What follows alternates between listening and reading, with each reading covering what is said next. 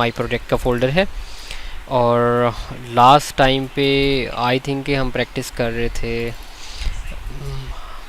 अच्छा हमने कुछ टेबल पे आई थिंक हमने प्रैक्टिस की थी कि टेबल क्या है और ये सारी चीज़ें। ओपन कर लेते हैं इसे सबलाइम में, फाइल, ओपन फोल्डर, एंड ये है हमारे डेस्कटॉप पे और ये माई प्रोजेक्ट।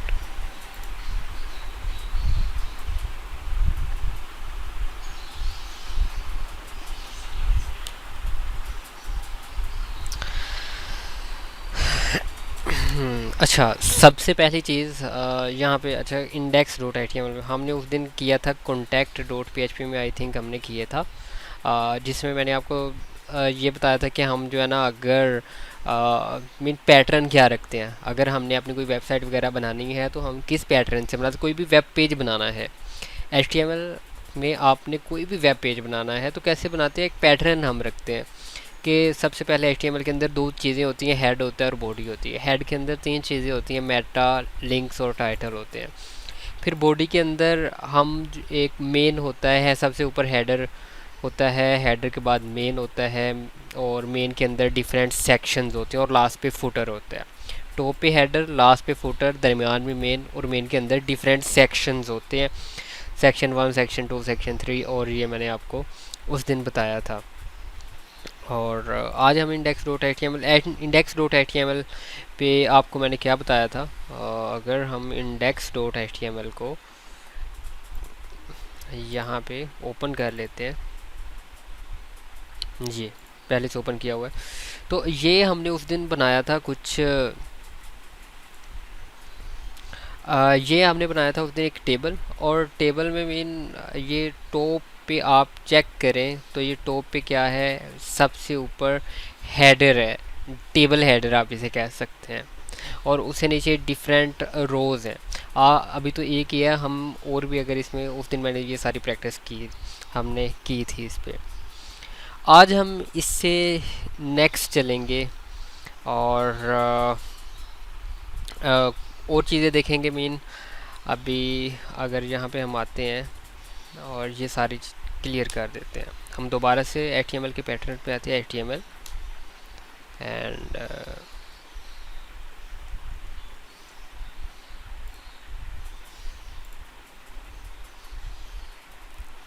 अच्छा HTML के पैटर्न में आए और टाइटल रख लेते हैं माई प्रोजेक्ट। और आज का जो हमारा टॉपिक है, अभी देखते हैं आज के टॉपिक में हम क्या करेंगे। अच्छा आज के टॉपिक में हम देख लेते हैं लिस्ट हम किस तरह से बनाते हैं, अगर किसी भी कोई लिस्ट वगैरह हमने बनानी हो HTML के अंदर, लिस्ट कैसे बनाती है। लिस्ट दो तरह की मोस्टली हम जो है ना वो HTML में फॉलो करते हैं, और भी लिस्ट होती हैं, आप जो है ना वो W3 स्कूल या और भी प्लेटफॉर्म्स हैं जहाँ से आप सीख सकते हैं। तो लिस्ट अभी मैं आपको दो तरह की बताऊंगा जो कि आपने इस देखनी है, एक है ऑर्डर लिस्ट, एक है अनऑर्डर्ड लिस्ट। सबसे पहले मैं आपको बताता हूँ अनऑर्डर्ड लिस्ट। अनऑर्डर्ड लिस्ट क्या होती है, अनऑर्डर्ड यूएल से हम इसको डिफाइन करते हैं, यूएल मीन अनऑर्डर्ड लिस्ट। अब ये लिस्ट को डिफाइन करने के लिए आप यूएल लेते हैं, और इसके अंदर अगर आपने लिस्ट आइटम्स लेनी है, अगर आपने लिस्ट आइटम्स लेनी है तो उसके लिए आप लेते हैं एल आई। तो ये फर्स्ट आइटम है, लिस्ट आइटम एल आई। तो जैसे कि मैं यहाँ पे कोई भी इंग्लिश के सब्जेक्ट ENG इंग्लिश, और यहाँ पे सबसे पहले हम देख लेते हैं कि इस पे अफेक्ट क्या हो रहा है हमारा। मैं इसको रीलोड करता हूँ तो चेक करें, ये लिस्ट में आपका पहली आइटम है, आपने मज़ीद और आइटम्स इसमें देनी है तो एल आई आप इसको मल्टीपल टाइम पेस्ट कर दें, आप इनके नाम चेंज कर दें, इंग्लिश, उर्दू, पाक स्टडी एंड इस्लामियात, साइंस। तो अब चेक करते हैं, तो ये चेक करें, ये अनऑर्डर्ड लिस्ट है, ओके। अब ये हम चीज़ बाद में देखेंगे कि अगर हमने इसको चेंज करना हो, बड़ा करना हो, छोटा करना हो या ख़त्म करना हो तो वो कैसे करते हैं। तो वो हम style dot C S S में जब जाएंगे तो तब हम ये चीज़ें देखेंगे। तो अभी आपको अनऑर्डर्ड लिस्ट बताइए, ऑर्डर्ड लिस्ट किस तरह से करते हैं। उसका भी बिल्कुल सिंपल है। ऑर्डर्ड लिस्ट के लिए ओ एल हम यूज़ करते हैं, ओ एल। और इसके अंदर भी जो लिस्ट आइटम होंगी वो भी सेम एल आई के साथ। अब बेशक आप ऊपर वाले ही कॉपी करके जो है ना वो नीचे पेस्ट कर दें, क्योंकि है तो सेम ही। तो मैं इसे कॉपी करके तो नीचे यहाँ पे पेस्ट कर देता हूँ ओ एल के अंदर। तो ओ एल और यू एल के दरमियान क्या फ़र्क है। ओ एल अगर आप करते हैं तो इसका मतलब कि ऑर्डर्ड लिस्ट, तो साथ मीन के 1 2 3 4 5 या ए बी सी। इसको आपने कैसे चेंज करना है ये भी हम केसेस में देखेंगे, ठीक है। तो अगर आपने ऑर्डर्ड लिस्ट करते हैं तो यहाँ पे 1 2 3 4 5। अगर आप अनऑर्डर्ड लिस्ट करते हैं तो ये आपका इस तरह से आएगा। अच्छा, इसके अलावा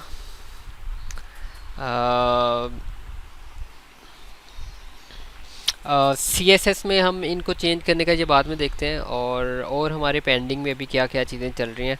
हमने आई थिंक टेक्स्ट एरिया जो है वो अभी तक नहीं किया था। टेक्स्ट एरिया किस लिए यूज़ करते हैं, अगर हमने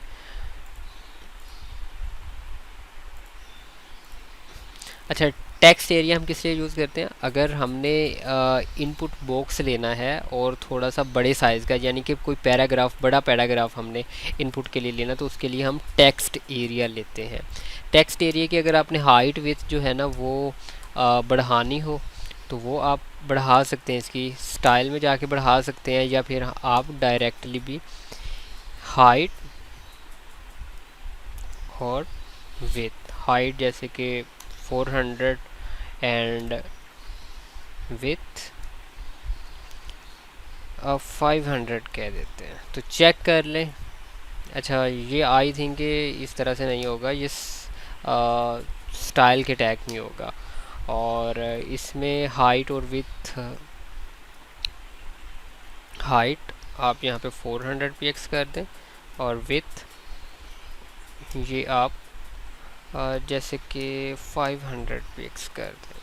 अच्छा, ये चेक करें, इसकी हाइट और विड्थ जो है ना वो इंक्रीज़ हो गई है। ओके, तो कुछ चीज़ें हैं जो स्टाइल में ही होती हैं, सीएसएस में ही होती हैं। तो खैर अभी हमने सीएसएस का टॉपिक स्टार्ट नहीं किया हुआ, तो इसको हम ब्रीफली देखेंगे जब हम सीएसएस स्टार्ट करेंगे। इसी तरह से आपको मैंने एक बताया था इनपुट टाइप सबमिट, ठीक है, इनपुट टाइप सबमिट। और इनपुट टाइप सबमिट से क्या होता था, आपके पास एक बटन आ जाता था, जैसे कि ये सबमिट का बटन है। इसी तरह से आप बटन से भी बटन ले सकते हैं, बटन, और इसके दरमियान आपने जो भी वैल्यू लिखनी है, डन, ओके, जो भी, तो वो आप इस तरह से करेंगे। चेक करें, ओके। और हमारी कौन सी चीज़ें रहती हैं देख लेते हैं, जो इम्पोर्टेंट टैग्स हैं वो हम देख लेते हैं। हम अच्छा, इनपुट टाइप हमने अभी तक आई थिंक सेलेक्ट का टैग नहीं किया, तो सेलेक्ट का टैग हम कर लेते हैं। सेलेक्ट का टैग हम अगर हमने ऑप्शंस में इनपुट लेनी हो तो उसके लिए हम सेलेक्ट का टैग लेते हैं। तो सेलेक्ट के अंदर आपने जितने ऑप्शंस बनाने हैं, जैसे कि आपने अनऑर्डर्ड लिस्ट में अनऑर्डर्ड लिस्ट ली, अब जितनी लिस्ट आइटम आपको चाहिए वो आप एल आई से अंदर देते जाते हैं। आपको ऑर्डर्ड लिस्ट चाहिए थे, आपने ओ एल के साथ टैग लिया और अंदर एल आई के साथ वो टैग दिए फर्दर। इसी तरह सेलेक्ट के टैग के अंदर आपको जितने ऑप्शंस चाहिए तो उसके लिए ऑप्शन का टैग होगा, ऑप्शन। और ऑप्शन के टैग के अंदर जैसे कि सेलेक्ट जेंडर, और ये फर्स्ट ऑप्शन हो गया। अब सेकंड ऑप्शन मैं यहाँ पे देता हूँ मेल, एंड इसके बाद दे देता हूँ फीमेल, ठीक है। और चेक करते हैं। अब ये चेक करें, ये सिलेक्ट जेंडर आपको नज़र आ रहा होगा, ये नीचे मैं इस पर क्लिक करता हूँ, चेक करें, मेल फीमेल, ये आपको नज़र आ। नज़र। अच्छा, ये टेक्स्ट एरिया का जो हम स्टाइल है ये हम ख़त्म कर देते हैं। ओके, चेक करें, सिलेक्ट जेंडर और ये मेल फीमेल। अगर आपको ऑप्शंस में आपने इनपुट लेनी है देन आपको सिलेक्ट का टैग यूज़ करना पड़ता है। ठीक है, तो वो फिर आप ऑप्शन सेलेक्ट करने के लिए आपके पास एक इनपुट आ जाती है और इसके थ्रू भी आप इनपुट लेते हैं। मल्टीपल टाइप के आप इनपुट ले सकते हैं कि आप इसमें ऑप्शंस बना सकते हैं, बुक्स के ऑप्शन बना सकते हैं, जैसे मैंने जेंडर का ऑप्शन बनाया, या आप और ऑप्शन बना सकते हैं जिनमें से आपने कोई एक ऑप्शन जस्ट चूज़ करना होता है। तो ये हम कहाँ पे मोस्टली यूज़ करते हैं? ये हम मोस्टली वहाँ पे यूज़ करते हैं कि जहाँ पे जैसे कि अभी मेल और फीमेल ये तो हम रेडियो बटन से भी ले सकते हैं, बट फ़र्ज़ करें कि हमारे पास ऑप्शन कोई 10 से 12 हैं। अब 10 से 12 रेडियो बटन वो बुरे लगेंगे, तो देन हम सेलेक्ट का टैग ले लेते हैं और उसके अंदर ऑप्शंस बना लेते हैं। ठीक है, और इसके अलावा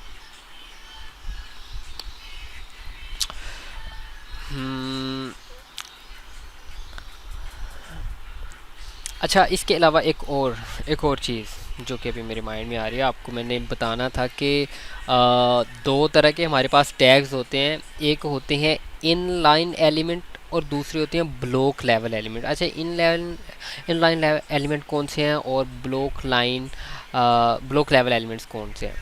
एक इन लाइन, दूसरा ब्लॉक लेवल। हम इसको क्लियर कर लेते हैं जो अभी हमने किया है, या फिर हम इससे नीचे स्टार्ट कर लेते हैं। यहाँ पे सबसे पहले मैं जहाँ पे लेता हूँ H1 और H1 के अंदर लिखता हूँ माई प्रोजेक्ट।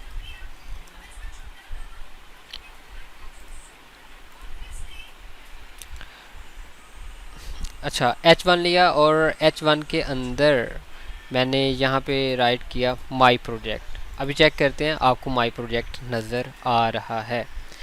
अगर मैं दोबारा से H1 लूँगा, मैं दोबारा से H1 मैंने लिया और मैंने यहाँ पे लिखा कुछ भी, मैं और लिख देता हूँ जैसे कि पाकिस्तान, और मैं भी चेक करूँगा तो ये इससे नीचे आया है। और जो ब्लॉक लेवल एलिमेंट्स होते हैं ना, वो लाइन ब्रेक करते हैं, यानी कि दूसरा जो भी आप टैग लेंगे वो उसके सामने नहीं आएगा, वो उससे नीचे आएगा।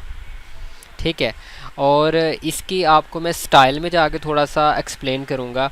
लाइक दैट मैं यहाँ पे स्टाइल लेता हूँ, स्टाइल और बैकग्राउंड कलर, और मैं बैकग्राउंड कलर जो है वो रेड करता हूँ। और अभी आप चेक करेंगे, अगर मैं चेक करें ये मुकम्मल विथ ले रहे हैं, मीन आपने एक एलिमेंट लिया, एक टैग लिया, तो ये मुकम्मल विथ जो है ना वो ले रहा है, जहाँ तक इसकी मुकम्मल विथ है, पूरी की पूरी विथ। और इसके बाद फिर आप कोई भी, यानी कि अगर आप एलिमेंट लेते हैं तो वो उससे नीचे ही आएगा, वो उसके साथ नहीं आएगा। तो ये पूरी की पूरी विथ, ये पूरा एक ब्लॉक कवर करता है। ठीक है, तो इसलिए हम इसको ब्लॉक लेवल एलिमेंट बोलते हैं। अब इन लाइन एलिमेंट कौन से होते हैं? जैसे कि मैं यहाँ पे ले लेता हूँ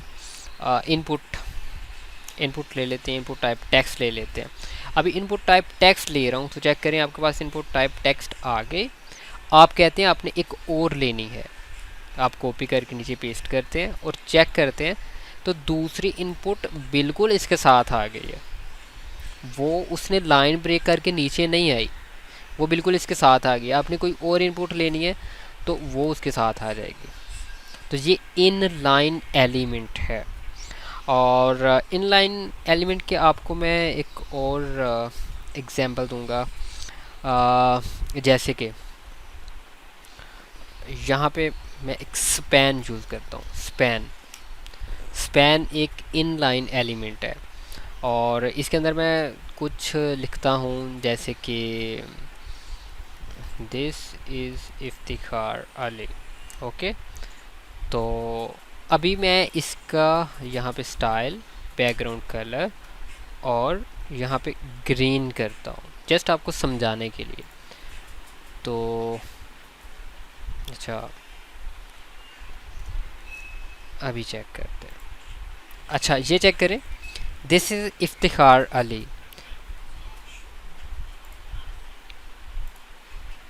अच्छा चेक करें, दिस इज़ इफ्तिखार अली। मैंने यहाँ पे ग्रीन कलर दिया तो इसने कितना कवर किया, जितना टेक्स्ट था। इस माई प्रोजेक्ट की तरह इसने पूरा का पूरा मतलब कि ब्लॉक में जो है वो कवर नहीं किया। इसने सिर्फ और सिर्फ उतना ही कवर किया जितना टैक्स था। जहाँ टैक्स ख़त्म हो गया बस उतना उतना इसने जगह घेरी, इसके अलावा उसने जगह नहीं घेरी। तो जो ब्लॉक लेवल एलिमेंट्स होते हैं ये मुकम्मल विथ घेरते हैं, मतलब जहाँ तक विथ ख़त्म होती हो मुकम्मल विथ घेरते हैं। तो इस वजह से इनको ब्लॉक लेवल एलिमेंट्स कहा जाता है। और जो इन लाइन एलिमेंट्स होते हैं मतलब जितना जितनी वो जगह घेर रहे हैं, जितनी जितनी चीज़ में वो आ रहे हैं बस उतनी जगह घेरेगा, बाकी की वो जगह नहीं घेरेगा। ठीक है, तो ये इनलाइन और ब्लॉक लेवल एलिमेंट्स हैं। अच्छा मैं थोड़ा सा इसमें आपको और बता देता हूँ, हम इसमें डिव भी यूज़ करते हैं। डिव क्या होता है? डिव बेसिकली होता है, जैसे आपको मैं एक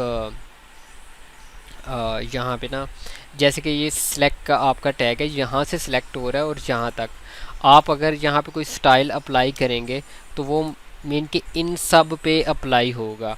इसी तरह से ये यूएल है, अगर मैं यूएल और यहाँ पे स्टाइल दूंगा तो ये स्टाइल किस किस पे, इसके अंदर जितने भी एलिमेंट्स हैं इन सब पे अप्लाई होगा। तो इन टैग्स को तो जैसे कि ये UL unordered list, OL ordered list. और अच्छा ये स्पैन किस लिए यूज़ करते हैं? स्पैन हम मोस्टली यूज़ करते हैं